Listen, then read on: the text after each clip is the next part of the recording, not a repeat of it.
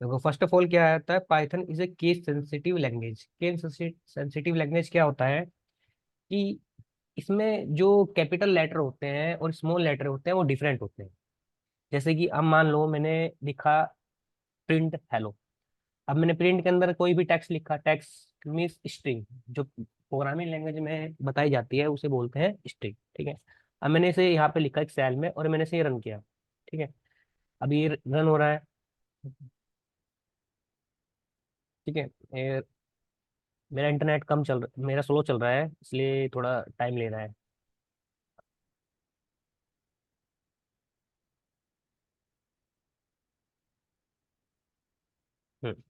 Case sensitive means, अगर ये क्या करता है पाइथन, क्या पाइथन का जो इंटरप्रेटर होता है वो कैपिटल लेटर को और स्मॉल लेटर को डिफरेंट समझता है। ठीक है।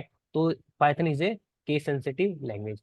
मीन्स अगर मैं ये कहूँ कि अब प्रिंट, अब ये ट्रू, ये जो ट्रू है, ये वाला ट्रू, और एक ये वाला ट्रू, ये डिफरेंट है। मीन्स देखो इसमें इसने क्या किया, इसमें इसने वार्निंग दे दी है कि ये सिंटैक्स जो है रोंग है, इसे किस में लिखना पड़ेगा, स्ट्रिंग में लिखना पड़ेगा। और जो ये वाला है, ये ट्रू, ये क्या है, ये मैंने कल पढ़ाया था, ये क्या है, बूलियन है। ठीक है। तो अब मैं इसे रन करता हूँ तो ये अब दोनों रन हो जाएंगे। तो इसमें जो केस सेंसिटिव का मीनिंग होता है, इसमें स्पेल, ये जो कैपिटल लेटर होता है और स्मॉल लेटर वो डिफरेंट होते हैं। ठीक है। केस सेंसिटिव पूछ सकते हैं कि पाइथन इज ए, आपसे कोई भी इंटरव्यू में पूछ सकता है कि Python is a case sensitive language या इन केस सेंसिटिव लैंग्वेज, तो आप बता सकते हो। ठीक है। इसके बाद चलते हैं वो प्रिंट में, ये मैंने बता ही दिया है। अब देखो मैंने क्या किया, जब मुझे टेक्स्ट प्रिंट करना होता है पाइथन में, तो मैं क्या करता हूँ कि प्रिंट के अंदर मैं क्या लिखता हूँ, डबल कोट्स में लिखता हूँ या सिंगल कोट्स में लिखता हूँ। तो ये, ठीक है, ये देखो मैंने लिखा है, तो ये वैलिड है। ठीक है। बट अगर मुझे प्रिंट के अंदर मैंने खाली खाली स्ट्रिंग लिख दी है और उसमें डबल कोट्स या सिंगल कोट्स नहीं लगाए हैं, तो ये मुझे क्या दे देगा, ये मुझे क्या दे देगा, ये मुझे एरर दे देगा। ठीक है। ये कल तक पढ़ चुके हैं, बता रहा है कि इनवैलिड सिंटैक्स मींस आपने कुछ तो भूल गए, perhaps you forget a comma. ठीक है। बस ये फॉरगेट कोमा बता रहा है, बट इसमें क्या भूल गए हम, डबल कोट्स या सिंगल कोट। अगर इसमें हम डबल कोट सिंगल कोट लगाएंगे तो ये अब ये वैलिड सिंटैक्स आपका बन जाएगा। अब इसे मैं रन करता हूँ तो ये इजिली रन हो गया, रन हो गया। ठीक है। ये जो गूगल कोलैप्स है, ये भी आईडी ही है गूगल की तरफ से, बिल्कुल same to same Jupyter notebook की तरह है। ठीक है। इसके बाद आता है नंबर्स, कि हम इसमें नंबर्स प्रिंट कर सकते हैं प्रिंट फंक्शन के अंदर। तो मैंने क्या किया, कोई भी नंबर लिया, मैंने इसे नंबर्स प्रिंट कर दिया। ठीक है। तो ये नंबर प्रिंट हो गया। हम इसमें फ्लोटिंग पॉइंट नंबर प्रिंट करना चाहेंगे, फ्लोटिंग पॉइंट नंबर प्रिंट हो जाएगा इसमें। ठीक है। अब ये बूलियन नंबर प्रिंट करना चाहेंगे, बूलियन नंबर प्रिंट हो जाएगा इसमें। बूलियन मैंने बताया ना, ट्रू या फॉल्स होता है, आपको कल ही बताया था। ठीक है। इसके बाद देखो, अब इसके बाद क्या होता है कि ये मेरी स्क्रीन दिख रही है ना आपको, फोन साइज बड़ा करूँ उसका, अब सही है ना। ठीक है। अब देखो क्या करते हैं कि प्रिंट के अंदर मल्टीपल मल्टीपल वो डेटा टाइप भी लिख सकते हैं, डेटा डेटा भी लिख सकते हैं। जैसे मैंने प्रिंट के अंदर पहला स्ट्रिंग लिखा, दूसरा इंटीजर लिखा, तीसरा फ्लोटिंग टाइप फ्लोट नंबर जिसे डेसिमल बोलते हैं। ठीक है। और चौथा क्या लिखा मैंने, बूलियन वैल्यू। तो ऐसे प्रिंट के अंदर मल्टीपल वैल्यू हम कोमा लगा के, कोमा सेपरेटर से प्रिंट कर सकते हैं। ठीक है। दिख रहा है, रन हो रहा है। ठीक है। ये आगे समझ। इसके बाद एक चीज और मैं बताना रह गया, प्रिंट फंक्शन के अंदर एक एक लीटर होता है, एक इसे लीटर बोलते हैं सेपरेटर को। ये क्या करता है कि ये क्या करेगा कि जैसे मैंने ये अभी ये वैल्यू लिखी है, तो जहां जहां स्पेस होगा वहां वहां ये सेपरेटर इस तरह का लगा देगा। अगर मैं यहाँ स्पेस चाहूंगा तो ये स्पेस लगा देगा, मैं चाहता हूँ कि ये लगे, अभी ये सेपरेटर क्या करेगा, जहां जहां इनके बीच में जितना भी स्पेस होगा उसमें सेपरेटर लगा के भेज देगा आपको। ये देखो लगा दिया सेपरेटर। ठीक है। आप चाहो कुछ भी लगा सकते हो, आप चाहो तो यहाँ पे,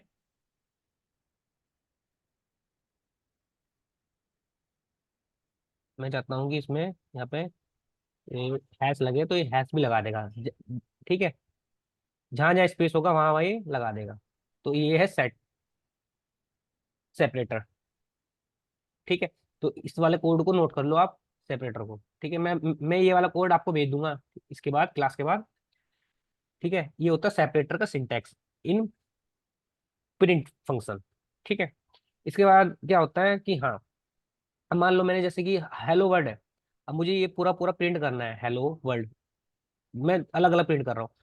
अब मैं देख रहा हूँ कि प्रिंट जब मैं कर रहा हूँ तो ये दोनों के दोनों सेपरेट लाइन में, अलग अलग लाइन में प्रिंट हो रहे हैं, अलग लाइन में प्रिंट हो रहे हैं। ठीक है, तो ये मैं चाहता हूँ कि प्रिंट ना हो, इसके लिए मैंने क्या किया कि एक एंड फंक्शन होता है, एक एंड लिटरल होता है। ये क्या करता है कि जब भी कोई स्ट्रिंग होती है उसे सेकंड वो दूसरी लाइन में प्रिंट नहीं होने देता। जो जब भी कोई भी दूसरी स्ट्रिंग होती है, मान लो ये स्ट्रिंग है, ये मैं एक एक स्ट्रिंग और लिखूँ, मैंने कहा प्रिंट, यहाँ पे मैं लिख देता हूँ हेलो नीतीश या कुलदीप लिख देता हूँ। अब देखो मैं जब जैसे मैं इसे रन करता हूँ तो ये नेक्स्ट लाइन में प्रिंट करेगा। ठीक है, नेक्स्ट लाइन में प्रिंट कर रहा है, बट मैं चाहता हूँ कि नेक्स्ट लाइन में प्रिंट ना हो, इसके साथ ही मतलब इसके साइड में ही बराबर में ही प्रिंट हो। ठीक है, तो मैंने क्या किया, एंड लगा दिया। एंड के साथ मैं यहाँ पे स्पेस भी लगा सकता हूँ, मैं कुछ भी लगा सकता हूँ। मैंने एंड के साथ क्या लगाया, सिर्फ स्पेस लगाया इक्वल देके। देखो अभी क्या कर रहा है, इसके साइड में ही प्रिंट कर रहा है। ठीक है, अब मैं चाहता हूँ कि इसके बीच में ये सेपरेटर लगे, तो ये इसके बीच में सेपरेटर लगा देगा, लगा दिया।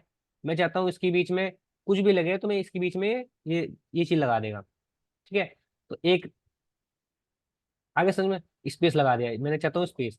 तो हमने इसमें दो चीज पकड़ी प्रिंट फंक्शन में आज। जो नया टॉपिक है, एक तो पढ़ा हमने सेपरेटर। सेपरेटर क्या करता है, सेपरेट कर देता है। ठीक है, किसी भी स्ट्रिंग को, मान लो मैंने मल्टीपल स्ट्रिंग लिखी है, मैं चाहता हूँ कि उसमें सेपरेटर लगे, तो ये सेपरेट कर देगा। और एंड क्या करेगा, एंड एंड कर देगा, लाइन जो भी न्यू लाइन में जाता है उसे क्या कर देगा, ये एंड कर देगा। ठीक है, आगे समझ में, कोई दिक्कत है यहाँ तक? ठीक। उसके बाद आता है डेटा टाइप। डेटा टाइप क्या होते हैं? डेटा टाइप्स नाम से ही पता लग रहा है, डेटा का टाइप्स, नाम से पता लगा डेटा का टाइप्स। मैं बिल्कुल ऐसी लैंग्वेज में आपको बता रहा हूँ जिससे आपको जो जो जीरो लेवल से भी सीख रहा है वो भी इजीली प्रोग्रामिंग को सीख जाएगा। जो सीएस बैकग्राउंड से नहीं है, इंजीनियरिंग बैकग्राउंड से नहीं है, वो भी आराम से, इसमें मेरे कुछ स्टूडेंट हैं वो भी आराम से इजिली सीख जाएंगे। ठीक है, तो मैं इसलिए बहुत जीरो लेवल से बता रहा हूँ आपको इस लैंग्वेज में। फिर आते हैं, देखो डेटा टाइप। डेटा टाइप्स कितने टाइप के होते हैं इसमें? डेटा टाइप्स होता है पहला integer. Integer means numbers type का। ठीक है, इसमें होते हैं इंटीजर, मीन्स इसमें वो नेचुरल नंबर होगा, पूरा पूरा नेचुरल नंबर होगा। ठीक है, तो मैंने पहले लिख रखा है प्रिंट 8।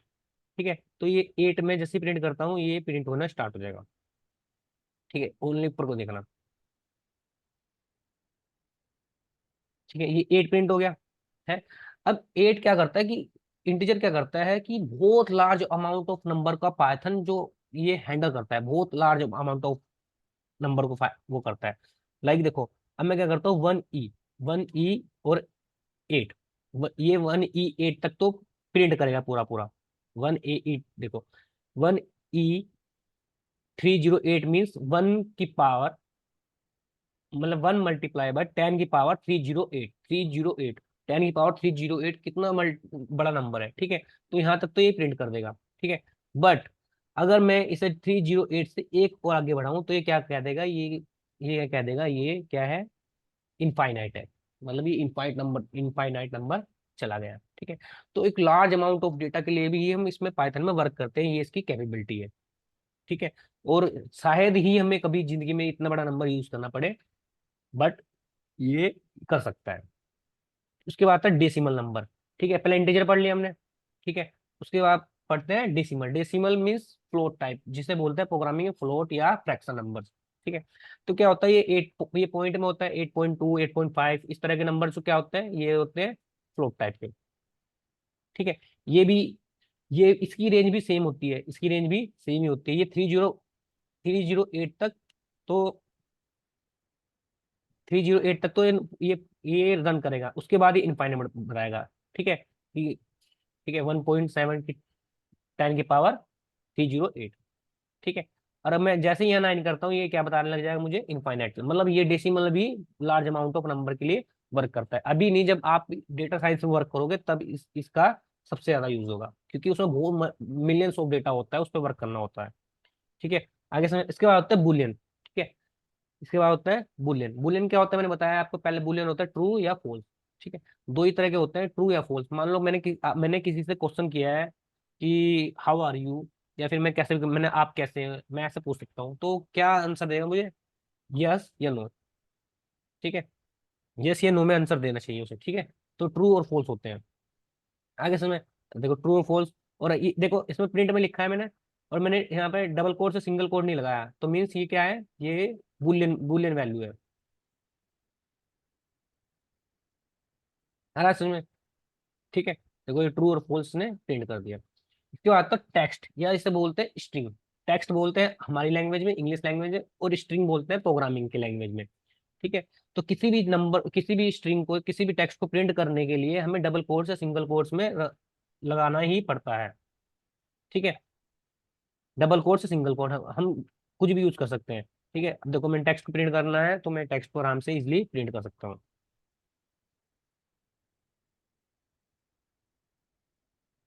हो गया टेक्स्ट प्रिंट। ठीक है, मैं चाहूँ तो बहुत बड़ा नंबर भी, हेलो आर यू, ऐसे भी प्रिंट में हम कर सकते हैं।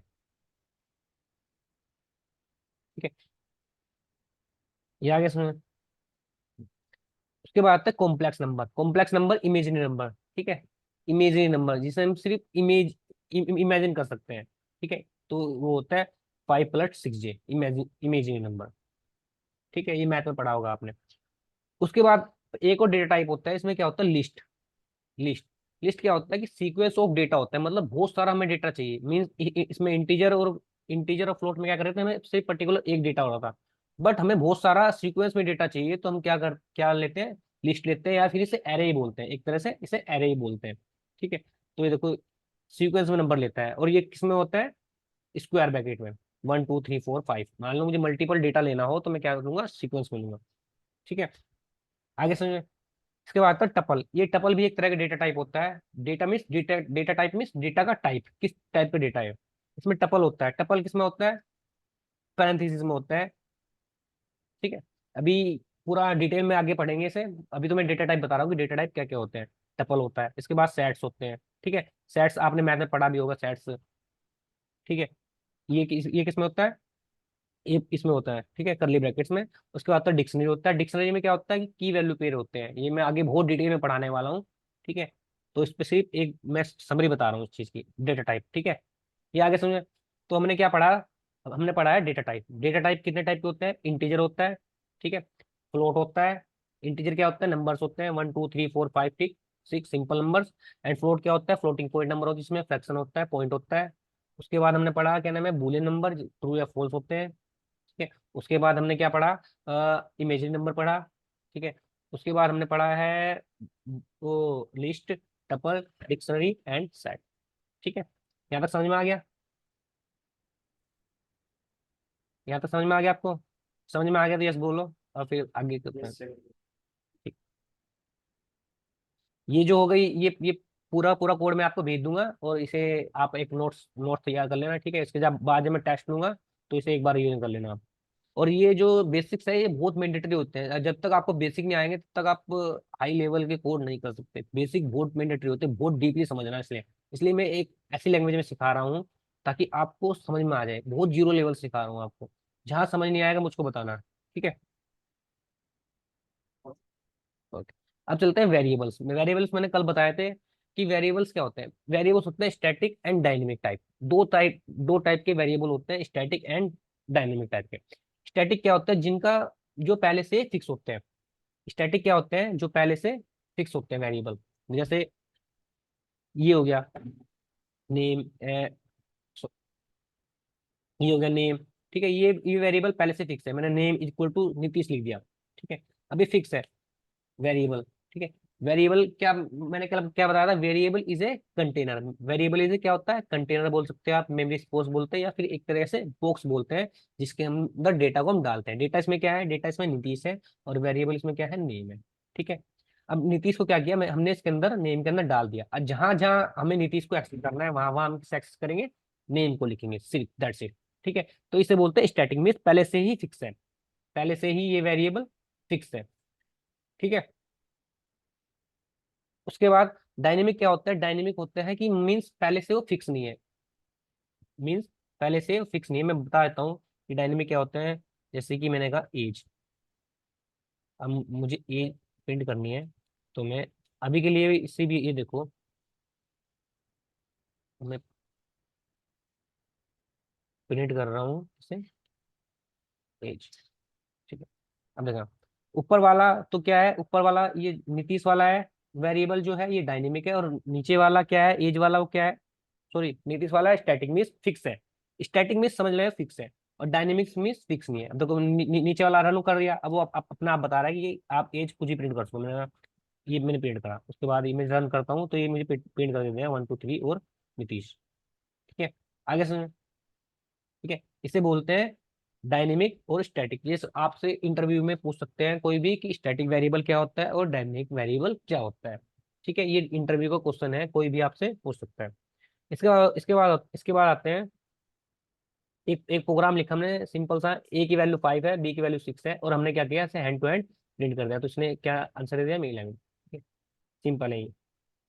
इसके बाद आता है typing, dynamic typing. Dynamic typing क्या होती है, एक तो वेरिएबल होता है, एक होती है टाइपिंग। मीन्स टाइपिंग क्या होता है, डायनेमिक क्या होती है कि हम पाइथन में क्या होता है कि पाइथन का एक ये यूजफुल सिंटेक्स है कि हम कोई भी वेरिएबल डिफाइन कर रहे हैं ना, कोई भी वेरिएबल डिफाइन कर रहे हैं, ठीक है, तो वेरिएबल के अंदर जो भी डेटा डालते हैं उसे हमें बताना नहीं पड़ता। जैसे मैंने कहा, मैंने यहाँ लिखा कि इंट वो a = 5। अब 5 में क्या वैल्यू स्टोर हो रही है, नो सॉरी, ए में क्या वैल्यू स्टोर हो रही है, इंटीजर टाइप की। 5 इंटीजर है, ठीक है, इंटीजर टाइप की वैल्यू हो रही है, तो इसमें हमें क्या कर रहा है, बताना नहीं पड़ता कि ये किस टाइप का डेटा ले रहा है। बट अगर अदर लैंग्वेज में क्या होता है, सी या C++ अदर प्रोग्रामिंग लैंग्वेज सीखे तो हमें पहले ही बताना पड़ेगा कि अगर हम ए में कोई वैल्यू डाल रहे हैं तो वो किस टाइप की आएगी, वो किस टाइप की आएगी। जैसे इसमें कहा इंटीजर टाइप की आएगी, अब मान लो मुझे यहाँ लिखना हो, मैंने कहा कि मुझे वैल्यू चाहिए फ्लोट टाइप की, तो ए में किस टाइप की वैल्यू जाएगी, फ्लोट टाइप की। तो इसे बोलते हैं डायनेमिक टाइपिंग, ऊपर वाली को, कि मतलब पहले ही फिक्स नहीं होता इसका डेटा टाइप, और दूसरे वाले को बोलते हैं क्या, फ्लोटिंग टाइप। आगे समझ में, ठीक है, ये समझ में आ गया। ठीक है, एक डायनेमिक वेरिएबल समझ में आ गया, और डायनेमिक स्टैटिक वेरिएबल समझ में आ गया, डायनेमिक टाइपिंग समझ में आ गई, और डायनेमिक वो सॉरी स्टैटिक टाइपिंग समझ में आ गया। ठीक है, इसके बाद चलते हैं डायनेमिक बाइंडिंग। ये ये डायनेमिक बाइंडिंग, डायनेमिक बाइंडिंग क्या होती है, ये बिल्कुल सिमिलर सिमिलर इसी की तरह बिल्कुल सिमिलर ही होती है, बस एक चीज ध्यान में देना इसमें।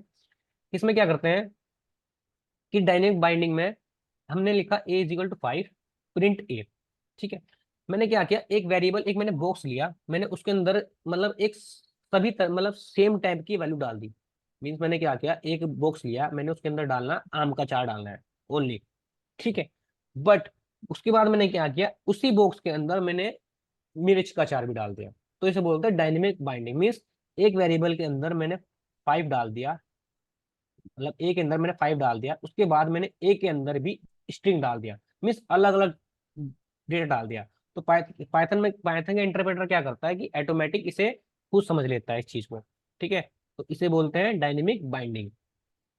ठीक है, स्टैटिक बाइंडिंग क्या होता है कि अगर आपने इंटीजर ए अप्लाई कर दिया, इंटीजर ए अप्लाई कर दिया, तो ए में आप कोई वैल्यू नहीं डाल सकते, मतलब स्ट्रिंग वैल्यू नहीं डाल सकते, अलग वैल्यू अलग टाइप का डेटा नहीं डाल सकते। ये क्या देगा, हमें एरर देगा।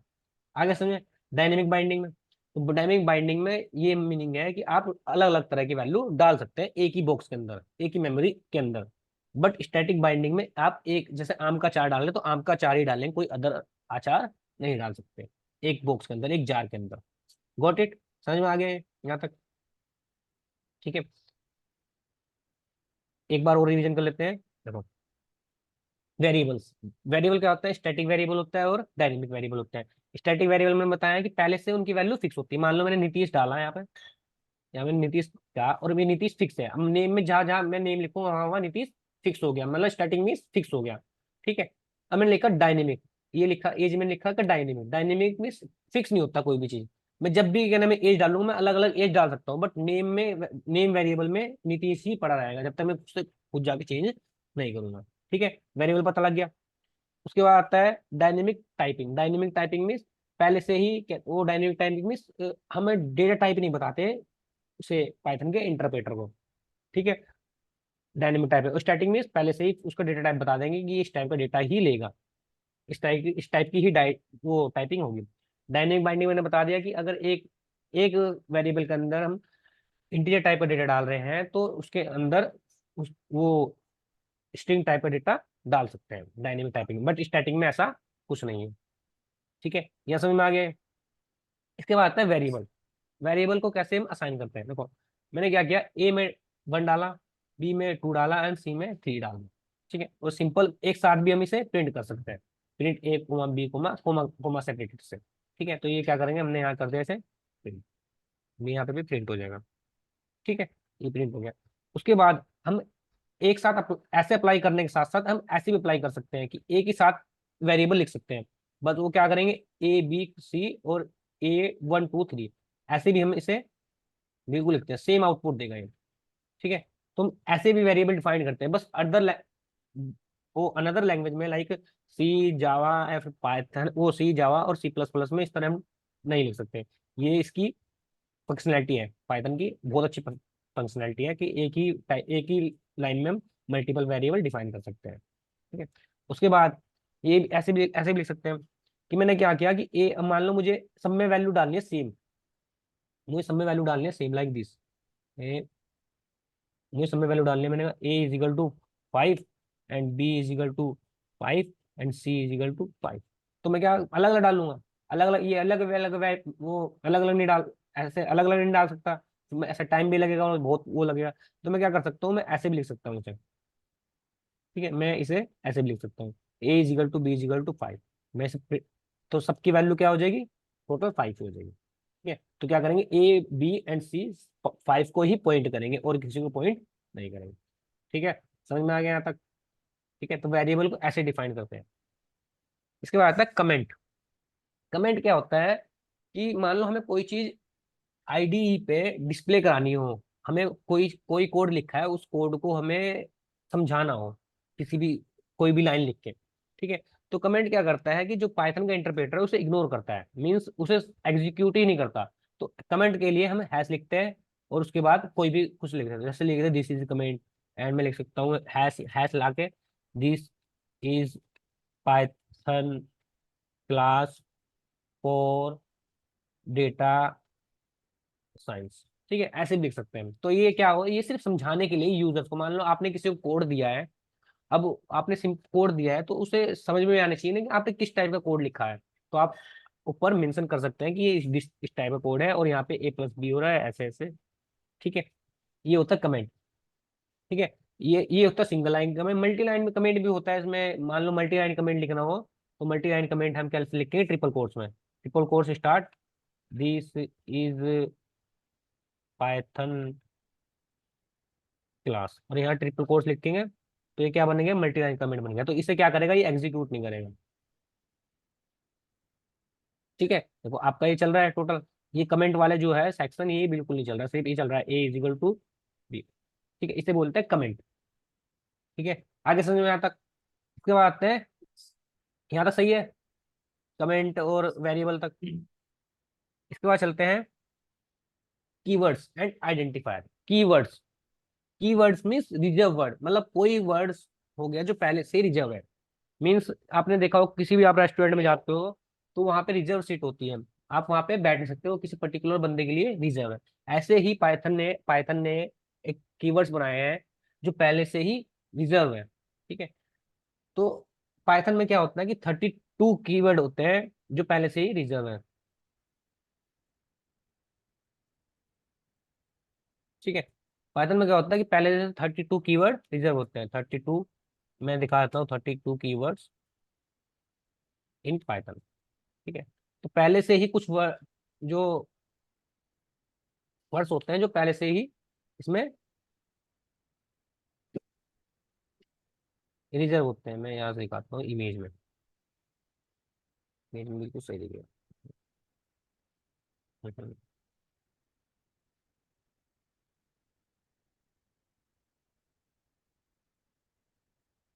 नहीं,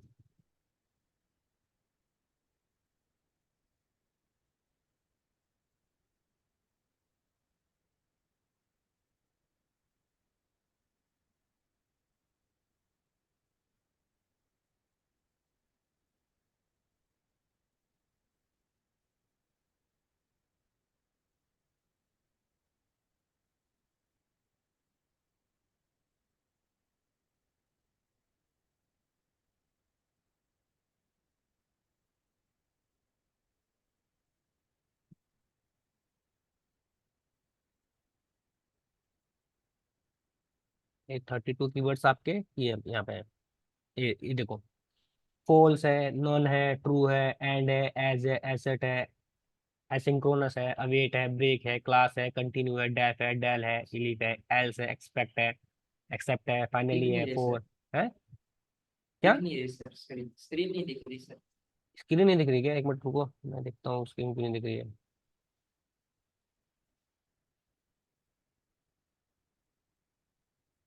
अब दिख रही है? हाँ सर, दिख रही अब दिख रही है? है। यस सर, अभी दिख रही है। ठीक है।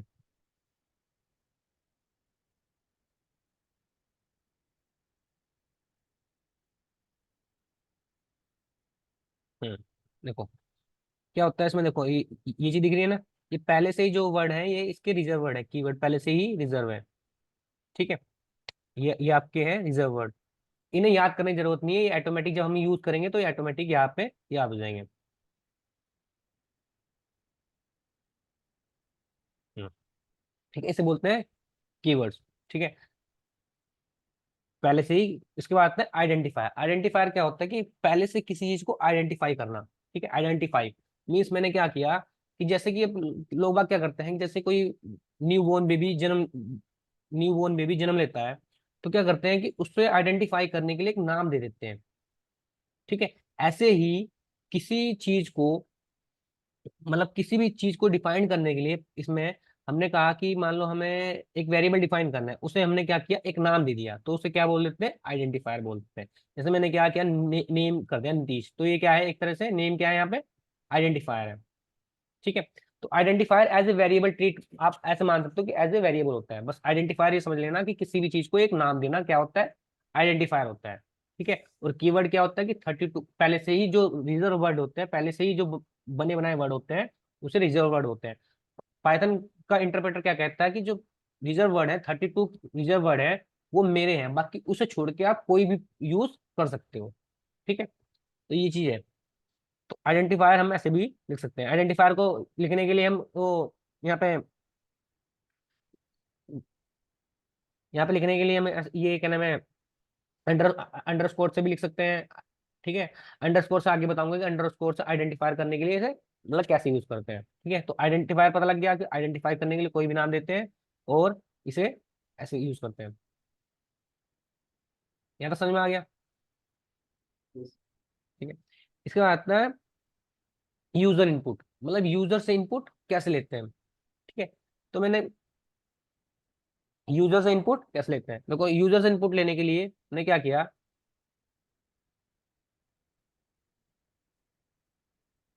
यूजर से इनपुट लेना है। मैंने कहा कि मुझे यूजर से इनपुट लेना मीन्स पहले पहले हम क्या करते थे, यहाँ से नहीं, यहाँ से डायरेक्ट इनपुट देते थे। मैंने कहा कि जो इसका इनपुट है ये फिक्स है, मीन्स कुलदीप ये फिक्स है। ठीक है, पहले ऐसे करते थे। ठीक, बट हमने क्या किया कि ये क्या बोलते हैं, इसे बोलते हैं स्टैटिक इनपुट, मतलब फिक्स इनपुट है। हम चाहते हैं कि यूजर से इनपुट ले, मतलब यूजर हमें इनपुट दे। जब भी हमने कोई सॉफ्टवेयर बनाते हैं तो हम चाहते हैं कि यूजर हमें इनपुट दे, तो उसके लिए क्या बोलते हैं, एक इनपुट फंक्शन आता है। एक क्या आता है, इनपुट फंक्शन। ये देखो ये क्या है, एक तरह से इनपुट फंक्शन है। दिख रहा है इनपुट फंक्शन। ठीक है, मैंने कहा था जिसके जिसके साथ पैरेंथेसिस लग जाते हैं वो क्या है, इनपुट फंक्शन। अब मैंने कहा कि ये इनपुट फंक्शन है, ये क्या लेगा, यूजर से इनपुट लेगा। अब मैंने क्या किया, इसे किस में स्टोर कर दिया, किसी वेरिएबल में स्टोर कर दिया। ठीक है, तो जैसे ही मैं से अब मैं जैसे ही इसे रन करता हूँ तो ये रन हो जाएगा।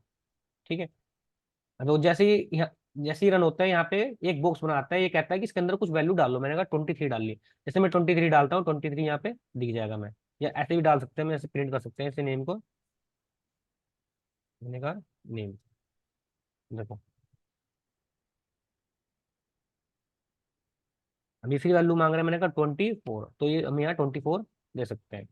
ठीक है, आगे समझ में, तो यूजर से इनपुट ले सकते हैं इनपुट फंक्शन के थ्रू।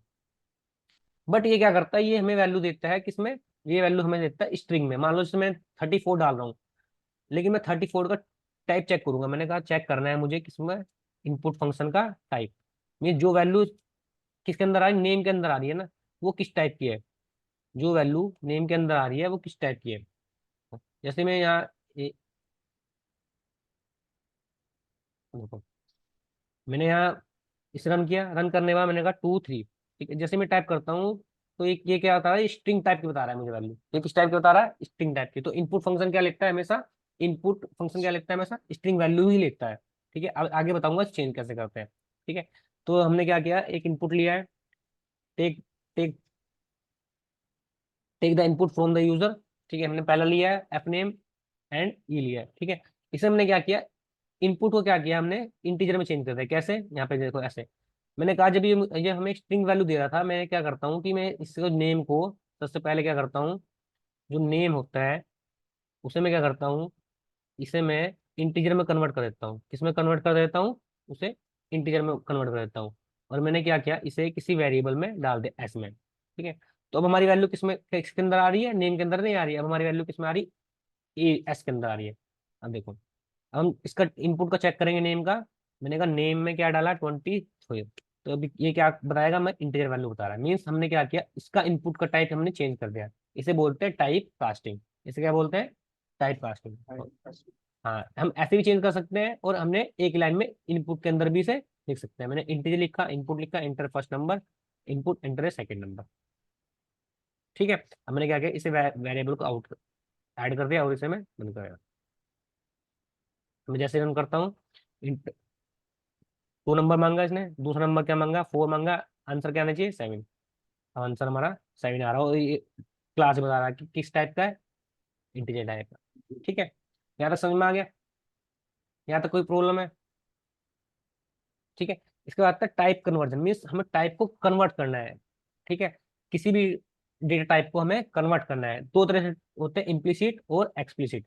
इम्प्लिसिट मीन्स क्या करता है कि पाइथन ऑटोमेटिक ही कन्वर्ट कर देता है।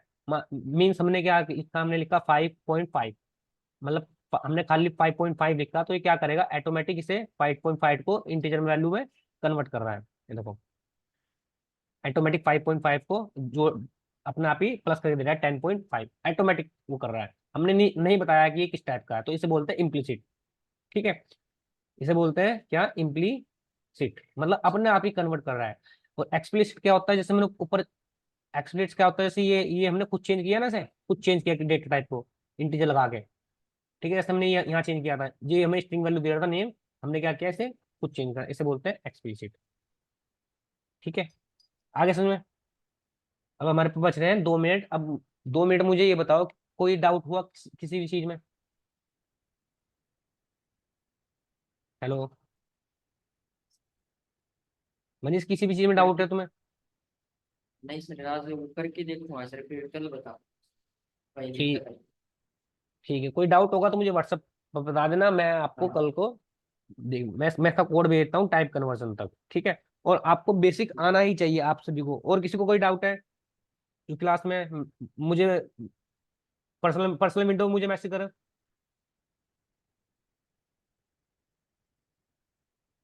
पर्सनल, हाँ, ठीक है, ज्योति, ठीक है, ओके, रमेश, ठीक है,